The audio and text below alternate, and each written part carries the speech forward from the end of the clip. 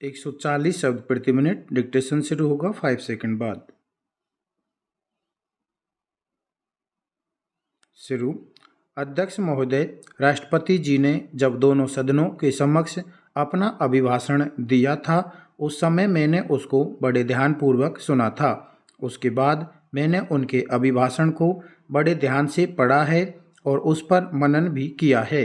राष्ट्रपति जी ने एक बड़ी महत्वपूर्ण भूमिका उसमें निभाई है।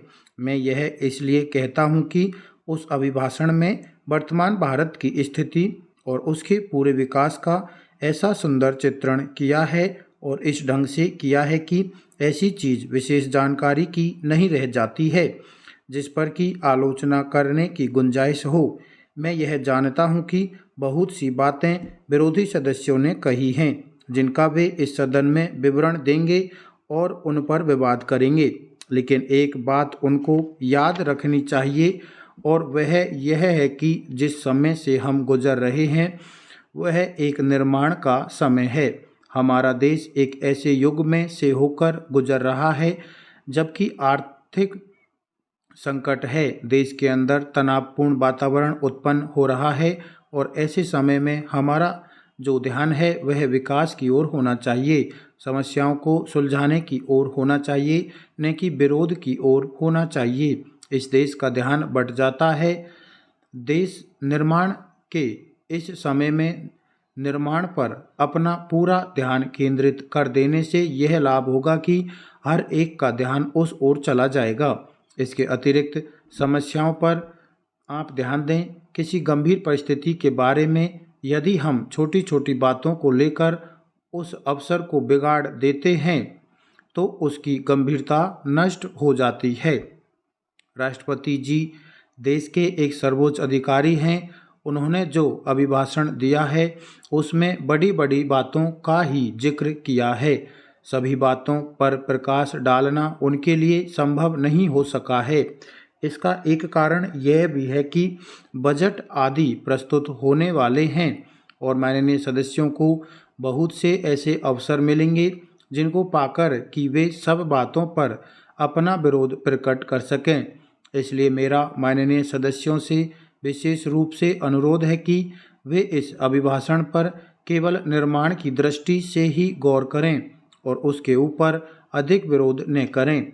आशा है कि ऐसा करने से सबका हित हो सकता है। महोदय, पंचवर्षीय योजना की रूपरेखा पर अपने विचार प्रकट करते हुए मैंने भ्रष्टाचार को समाप्त करने की ओर आपका ध्यान आकृष्ट किया था। यदि भ्रष्टाचार इस देश से दूर नहीं होगा तो जो आशाएं हम करते हैं वे पूरी नहीं होंगी। आज तक जो होता रहा है उसमें एक सबसे बड़ी बाधा हमारे सामने यह आई है कि अधिकारियों का ध्यान देहातों की ओर नहीं है, उनका ध्यान शहरों की ओर अधिक रहता है। यही कारण है कि 80% आबादी की ओर जो देहातों में रहती है वे ध्यान नहीं दे पाते हैं। मेरा सबसे पहला सुझाव यह है कि आपके अधिकारियों को निश्चित रूप से देहातों में रहना चाहिए। जो हरिजन हैं, आदिवासी हैं, गरीब लोग हैं, उनके बीच में रहना चाहिए जिससे उनको उनकी समस्याओं का सीधा ज्ञान हो सके। आप कुछ ऐसी व्यवस्था कीजिए कि हर अधिकारी वर्ष में कम से कम 15 दिन देहातों के अंदर जाकर रहे और उन लोगों से सीधे संपर्क में आए। इससे हमारी योजनाओं के कार्यान्वयन में बड़ी सहायता मिलेगी। उनको समझने का अवसर मिलेगा कि योजना को ग्रामवासियों के लाभ के लिए किस प्रकार से लागू किया जाना चाहिए। मैं एक दूसरा सुझाव यह देना चाहता हूं कि अधिकारियों को काम करने के लक्ष्य दिए जाएं।